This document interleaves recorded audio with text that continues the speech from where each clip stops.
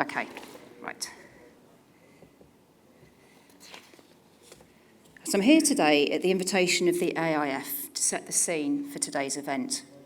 As Sean's already said, I'm the Acting Director for Construction Division at the Health and Safety Executive, and so I have an overview as the regulator to the current state of play of how good or bad UK PLC is at safely working at height.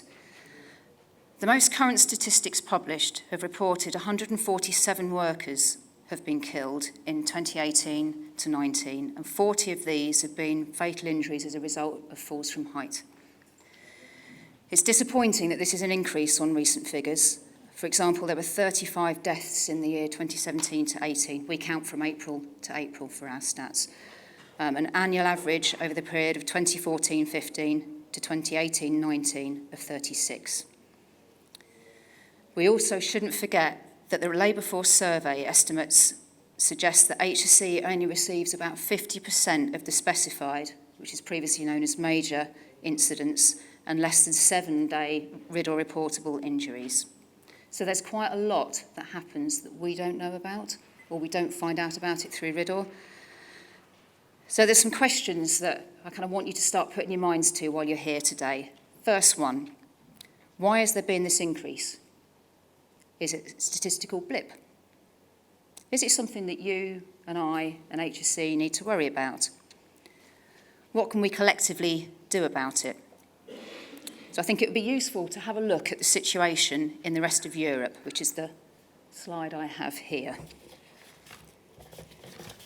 Oh, sorry, touched something I shouldn't have done. Right, if you look at this data, it would suggest, although it's quite small and not the easiest thing to see, but I'll talk you through it. But if you look at this data, we as Great Britain, we've got nothing to worry about. This map, it depicts the standardised workplace fatal accident rates for the year 2015. Last week, an update to the UK fatal injury rate compared to the rest of Europe was produced using 2016's data, and there was a very slight rise in the rate of fatal injury from 0.51 to 0.53 deaths per 100,000 workers. The UK was still number 2 in the rankings, but number 1 had changed from Finland to Cyprus. This is a test of my geography of Europe, and I did a bit of homework, but I still can't remember what all of those blue countries are. But I can tell you, Luxembourg has the worst results, 5.02 deaths per 100,000, and France has the worst figures for a large EU economy at 3.3 deaths per 100,000 workers. And remember, that compares to 0.53 for Great Britain.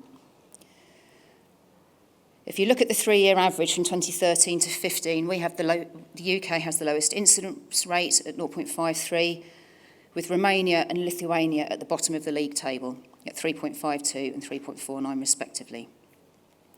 This data represents the situation in 2016, which I know isn't that up to date, but it's the most up-to-date statistics that we have for all of the countries within Europe. But consistently, the UK has one of the lowest rates of fatal injury across the EU and one of the lowest of all European countries, and compares favourably with other large economies such as Germany, Italy, Spain and Poland. We can't make global comparisons because the reporting systems in place in other countries around the world are too different to be able to make a direct comparison. And there are also varying definitions of workplace accidents in the US and Asia. So, based on that, we're all doing okay. We, you, me, HSE, we're all doing a great job. Job done. But this next slide, these are the first names of those who've been killed in 2019 as a result of a construction incident or a fall from height. There's 26 people named on this list, and I'm sure the families, friends and colleagues of all these people who've died since January on a construction site or as a result of a fall from height will take great comfort from the fact that the UK has an enviable health and safety record.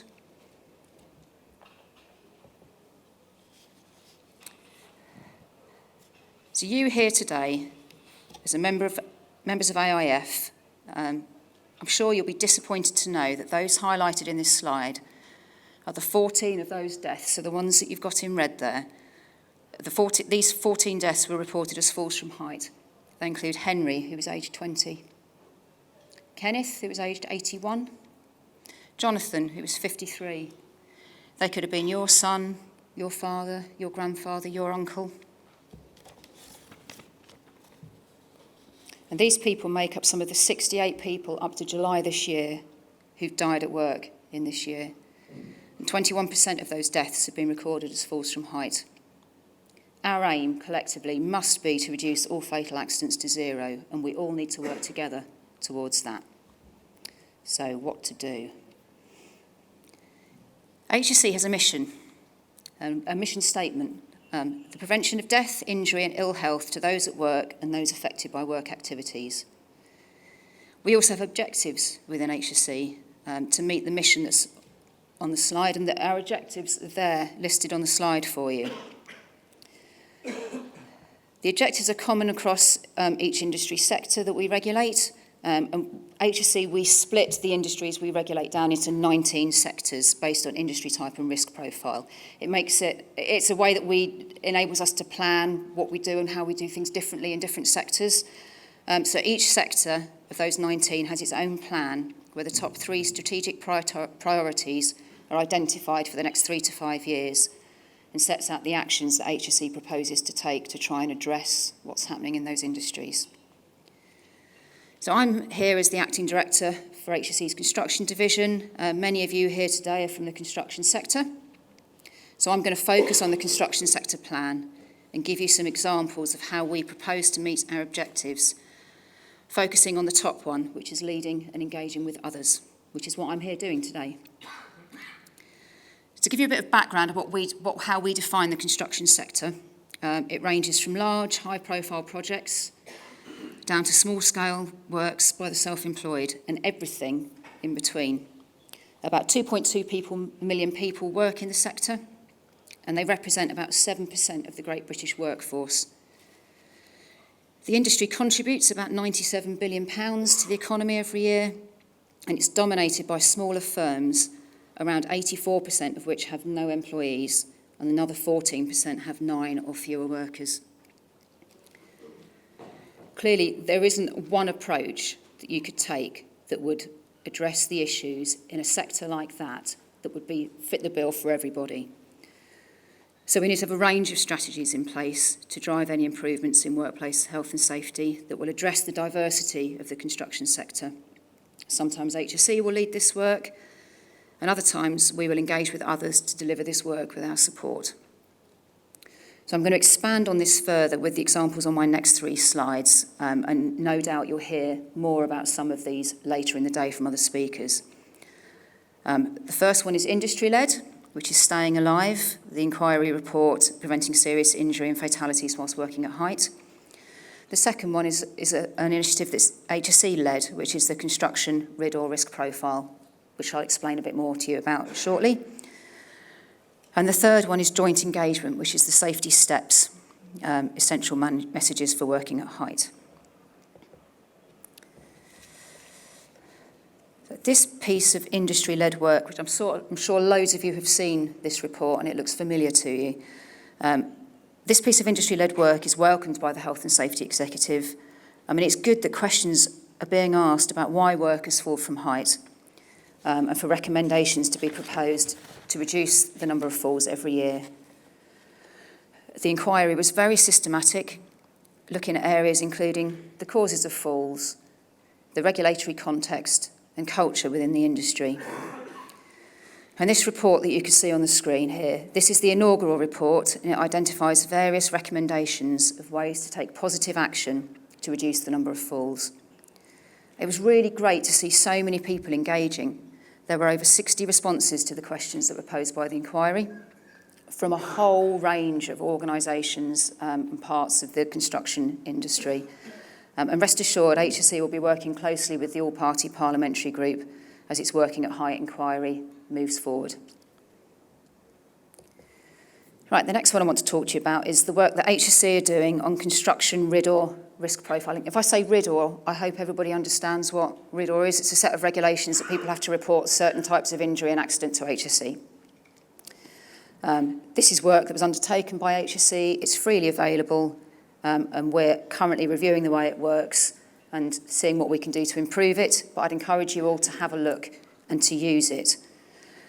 The piece of work on reviewing the risk profile of the construction sector using RIDDOR data has been going on for a number of years. Historically, HSE has been tracking sort of time series statistics, and I've mentioned some of them to you already this morning. And we publish interim statistics every July using the kind of accident descriptors that are in RIDDOR, which is specified in the regulations. We have recognised that some of the categories, like fall from height, were too broad, and you can't really use them to create a useful profile. 30 categories were created, including both safety and health risks. Right, so here are the 6 categories on the screen, identified to broadly cover falls from height and to try and break them down into sort of subsets. And some sample data of 100 fatal accidents over the reporting period from 2012 to 2017 indicated that around 50% of fatal accidents to workers were linked to a fall from height. So I'm going to let this gentleman take a picture before I move it on. Let me know when you're done. Okay. So using those same risk categories, a sample of 2,837 RIDDOR reports were evaluated, and those are reports of non-fatal accidents reported under RIDDOR. Over the same time period of 2012 to 2017, and those indicated that injuries sustained by falls from height were more likely to result in a major injury than a 3 or 7 day injury. And I say 3 or 7 because RIDDOR changed a number of years ago during this period, and we used to measure over 3 day accidents, and now it's over 7 day accidents that need to be reported to us. Ooh, I've gone too far. Sorry. We're using the data as HSE to make some difficult decisions about what regulatory interventions we design and use, and to take a fresh look at the regulatory impact we have. And we're also incorporating into the RIDDOR dashboard enforcement information. So where we've been out and we've carried out an inspection, we've investigated a complaint that's been raised with us, we've investigated an accident. If we've taken enforcement action, so we've served a notice, improvement or prohibition, or we've taken a prosecution, we're capturing that data and we're feeding that into this risk profile dashboard tool. It gives us a kind of idea of when we're finding things, how serious they were, because obviously the way that we decide whether we should take enforcement action or not is governed by a strategy and some tools that help us to be consistent. So if you see an inspector in the Northwest, they will take a broadly consistent approach on a site there to one that someone would take down in Plymouth, for example. A very familiar harm that's seen by our construction division inspectors is the issue of falls through fragile roofs. The way that we deal with that currently as HSE is to vigorously prosecute cases of fatal and serious that result in fatal and serious injury. But you could raise the argument that the level of prosecution effort we expend is no longer effective and is disproportionate to the number of accidents that occur.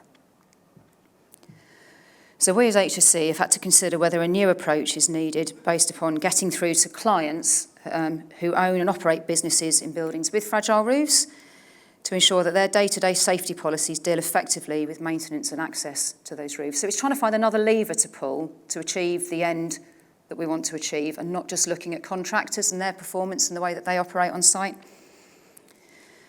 The RIDDOR risk profile data set is freely available for anyone to use. You can interrogate it and you can benefit from the information and knowledge that's there.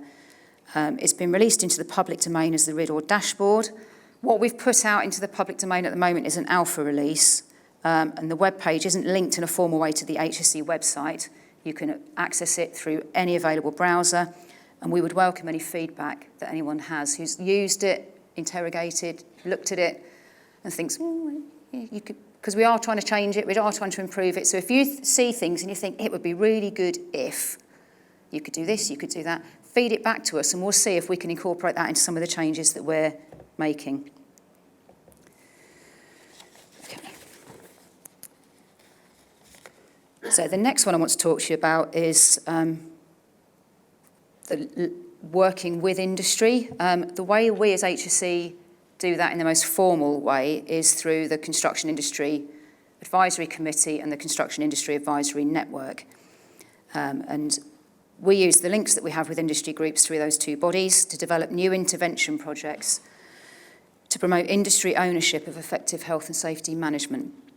One of the first outputs from the CONIAC Managing Risks Well group, which is one of the 6 groups that you can see up there, working with the wider industry and including the AIF, has been the development of the Safety Steps guidance, and I know Paul's going to talk to you about that later. This provides a really excellent example of the construction industry and HSE working together to produce a product that would benefit the industry in many ways to help them work more safely at height. And essentially, Safety Steps is a series of summary documents for 5 important audiences: clients, designers, managers, supervisors and operatives, and they clearly set out the key general messages to assist understanding and allow informed review of work at height. Okay. Right, working at height, the future. We all have a part to play. AIF's in a really strong position, but we really have to challenge unsafe behaviours. I think the key to achieving and sustaining improvements is for all of us to work together, not to duplicate effort, but to recognise each other's strengths and to work with this. Collaborating and partnering has got to be the way forward to make effective improvements. The Axos Industry Forum is in a strong position to continue to assist as member association with numerous member organisations within it, and with its own associated initiatives, and HSE really looks forward to working with the AIF now and in the future. I'm just going to give you a couple of examples. And an excellent example of sharing best practice is the Construction Clients Leadership Group. And they are operating a scheme called the Construction Client Buddy Scheme. It's part of the work that the CONIAC Supporting Small Employers Working Group is doing. And it's where experienced construction clients pass on their expertise to inexperienced construction clients. That could be Mrs. Miggins trying to extend her pie shop. Never done it before, has no idea. And so they can access a 5 to 10 minute phone call where they're offered free, impartial support, and inquiries can be directed to sources of trusted advice to help equip them in preparing the construction brief, engaging designers and procuring construction work. And the ambition of the CCLG is to see all clients receiving first-class services from the construction industry. And further health and safety improvements also rely on HSE better understanding what the customer is, who they are, how they think, and targeting our interventions using behavioural insight. One of the major groups that we all need to influence are SMEs, and about 75% of RIDORs come from SMEs, which is quite a stark figure, really. CONIAC and HSE have commissioned some research looking at the attitudes of SMEs to health and safety. And this research has identified some opportunities for us to shape attitudes and behaviours to improve health and safety outcomes. I can't say behaviours enough because that is the key to so much of this. There are key priority areas that have been identified firstly. Because we can't do everything in one go. We'd rather do a smaller number of things, do them really well, get them bottomed out, and then think what's the next most important thing to do. So one of the first ones is encouraging clients from small projects to select competent contractors, which I've just mentioned to you. Secondly, making it clear the cost-benefit offer to SMEs about factoring in health and safety from the very first stage of a project when they're planning it. And thirdly, encouraging work to upskill generic trades to improve their sense of ownership of health and safety. So these projects are being evaluated and assessed to see their viability, and we will be sharing our findings. HSE is the regulator. We'll always challenge poor practices. It's what we're here for, largely. And as part of our armoury, we have enforcement powers, and we'll use them as necessary. However, realistically, you here today are going to be out on site, engaging with people on a day-to-day basis and influencing behaviours far more than my inspectors do. There are so many more of you than there are of us. And 99% of businesses are unlikely to be inspected by HSE in any one year because there are so many. It's also been shown that SMEs are actually more inclined to listen to their peers than to heed the regulator, and we've done research that backs that up. It's a gut feel, but the research does support that view. So please, I'd like to encourage you all to use your skills, your knowledge, your experience to challenge poor practices when you see them. Because really what I want to achieve with all of you and all of my colleagues is to make working unsafely at height as much as a no-no as not wearing a seatbelt, smoking indoors. We would all challenge people that we saw doing either of those two things. It's just become part of the norm. I accept these things don't happen overnight, but if we are serious about aiming for no fatal accidents, then steps in this direction need to be taken. So this slide here shows you something that I'm sure you all know is the membership of the AIF. And I thank you all for coming today, taking time out of your busy working weeks to come here, listen to me, listen to the other speakers, and I look forward to working with you all as we face the challenges ahead. The reason I've put this list of members up is so you all know who you are here in this room, and to leave you with one thing to think about: who's not here? Who's not represented by people in this room? Because if we're really serious about making inroads into reducing the number of incidents involving falls from height, then we need to make sure our message reaches the whole audience, not just the already converted. Because if you recall what I said at the start, the construction sector is dominated by smaller firms. About 84% have no employees. Another 14% have 9 or fewer workers working for them. And a significant proportion of the incidents, when they are reported, are in that end of the sector. So I think my parting shot to you all is to think, what can you do to change behaviour in the industry? What can you do as individuals, as members of companies, as members of trade associations, to improve standards, to improve behaviour? And what can you all do to reach out to the people who aren't represented in this room here? And that's my parting shot to you all. Other than to say, I'm really sorry, I can't stay for the Q&A panel at the end of the day, but I will be here at lunchtime. If anyone has a burning question they want to ask me, I'll be loitering around to come and find me and ask it. And if it's something that I can answer, I know the answer to, or doesn't lead into issues of government policy, which currently in the lead up to a general election, as a civil servant, I can't answer. So if I say I can't answer that, I'm not being evasive.